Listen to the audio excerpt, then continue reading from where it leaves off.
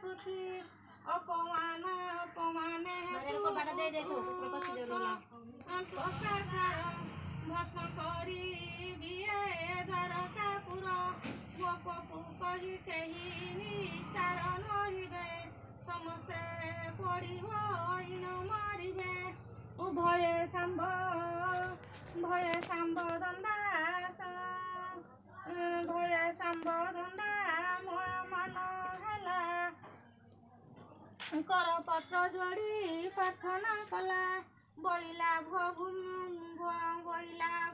ମୁନି ଜନ୍ତୁ ରସ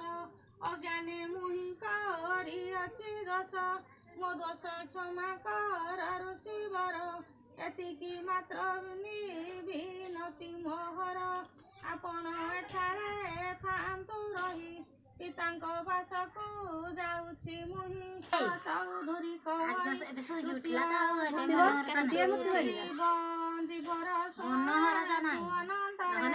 ଶ୍ୟାମ ଚଳିଗଲେ ଅତୀତରେ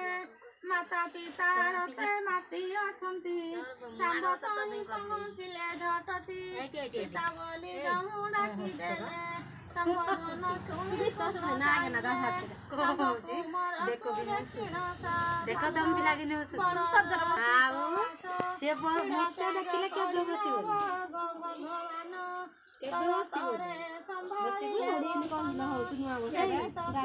ବଇଲେ ତୁ କିବା ଆସିଲୁ ଏଠି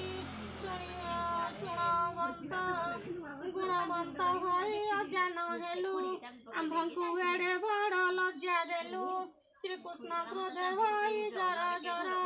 ଶାମ୍ବକୁ କଲେ ବହୁତ ଅଧିକାର ବଇଲେ ତୁ ଏଡ଼େ ନିର୍ଲଜ୍ଜ ହେଲୁ ମାତା ପିତାଙ୍କର ରତି ଦେଖିଲୁ ତୁହି ଅଟୁ ଚେଟେ କୁଳ ଅଙ୍ଗାର ଏଡ଼େ କର୍ମ କଲୁ ନ କଲୁ ନୈଢପଣ କଲୁ କଳାକାଳ କାଳକୁ କଥା ରଖିଲୁ ଜ୍ଞାନବନ୍ତ ହୋଇ ଦେ ମୁଁ ଭଲେ ଦୁର୍ବାସା ଋଷି ଆସିଣ ମିଳିଲେ ତାକୁ ଦେଖି ମୁଁ ମାନ୍ୟ ଧର୍ମ କଲି ସୁଖାସନେ ନେଇ ବଇଲି ଭିତର ପୁରେଛନ୍ତି ସେ ବଇଲେ ପଥ ଛାଡ଼ ମୁହିଁ କରିବି ଦର୍ଶନ ମୁଁ କହିଲି ଅତି ଅଛି ପିତା ତୁମ୍ଭଙ୍କୁ ମୁଁ ପଥ ଛାଡ଼ି ପାରନା ସେ ବଇଲେ ଆମ୍ଭଙ୍କୁ ମନା ନାହିଁ ଦ୍ୱାର ଖୋଲି ଦେ ନିଶ୍ଚୟ ଯିବି ଟାଳ କଲେ ମୋ ସଙ୍ଗେ ତଡ଼ି ଦେବାକୁ ତାଙ୍କ ପଛେ ଧୀରେ ଗମିଲେ ଦ୍ୱାର ତୃତୀୟ ଛନ୍ଦ ହୋଇଲା ଶେଷ ଲେଖେ ଦ୍ୱାର ତାରେଶ୍ୱର ଧାଇ ଦେଖିଲେ ଗାରିଛି ଲଳିତ କୃଷ୍ଣ ଯା ସମ୍ଭବୀର ହେଉଛି ଚତୁର୍ଣ ବୁଝି ଘୋଷଣା କାମ ବିଜଳେ ହୋଇଲି ବଣା ହଠାତ୍ କୋପ ହୋଇଦେଲି ବ୍ୟାଧି ଏକଥା ପୂର୍ବ ଲେଖିଛି ବିଧି ଶାମ୍ବ ବହିଲା ହେ ମୁନିବର ନ ଜାଣେ ସେ କ୍ଷେତ୍ର କେଉଁ ଦିଗର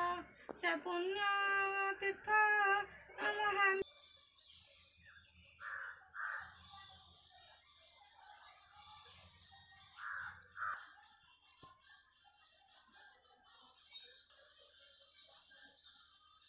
ପୂଜା କରିବଟି ଆମ ଗାଁ ଯାକ ତାରିଣୀ ଝିଅ ତାରିଣୀ ବେକରେ ଲଗେଇ ପୁଅ ତାରିଣୀ କାହିଁକି ଆସୁନି କୁଆଡେ ସାତ ସୂତାରେ ବ୍ରତକୁ କରିବ ସାତଟି ଗଣ୍ଠି ଯତ୍ନେ ପକାଇବ ଫୁଲ ଚାଉଳ ଦୁବ ସାତ ବଦରି ପଦେ ରଖିବ ଏକତ୍ର ସାତଟା ବାଢଲ ବାଞ୍ଝି ମରିଛି ଦୋଷ ହେବ ଦୂର ମିଳିବ ଦୀର୍ଘ କହିବ ଦୂରିତ ଭକତି ଭାବରେ ପଢିବ ଯେହୁ ଉତ୍ତମ ଗତିଟି ଲୋଭିବ ସେହୁ ଧର୍ମଙ୍କ ପ୍ରସାଦେ ପୁରାଣ ମତେ ଏ ବ୍ରତ ସଂଖ୍ୟଟି ଲେଖିଛି ଗୀତେ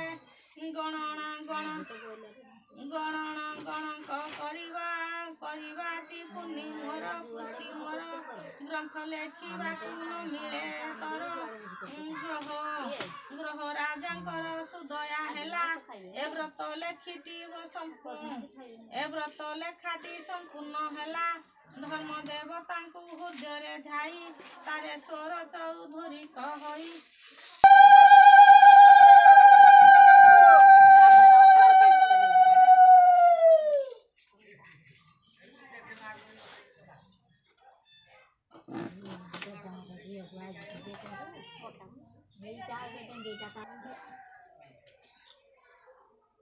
ବାହାର ଗିଲା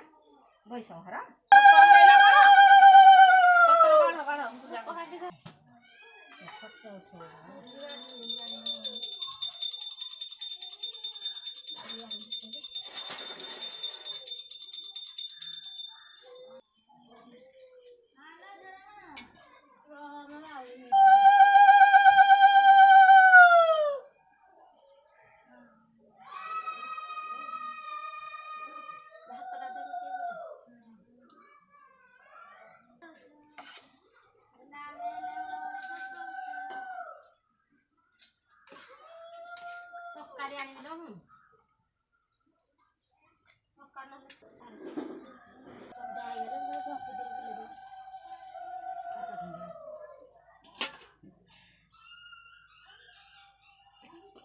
କାଲି ମୁଁ ଦଦାକୁ ତାଡ଼େ ଖୋଜିଲି ତମେ ଖୋଜି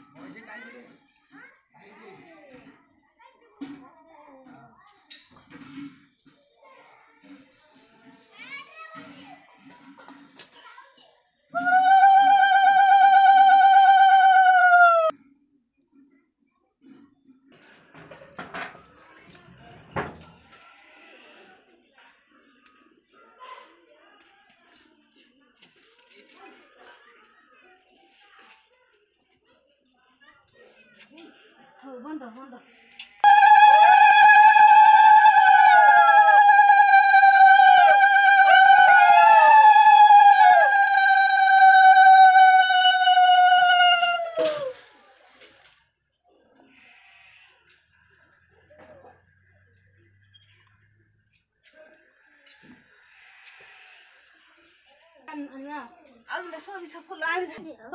ଶୋଇଲ ଉଷା ହଁ ଶୋଇଲ ଶୋଇଲା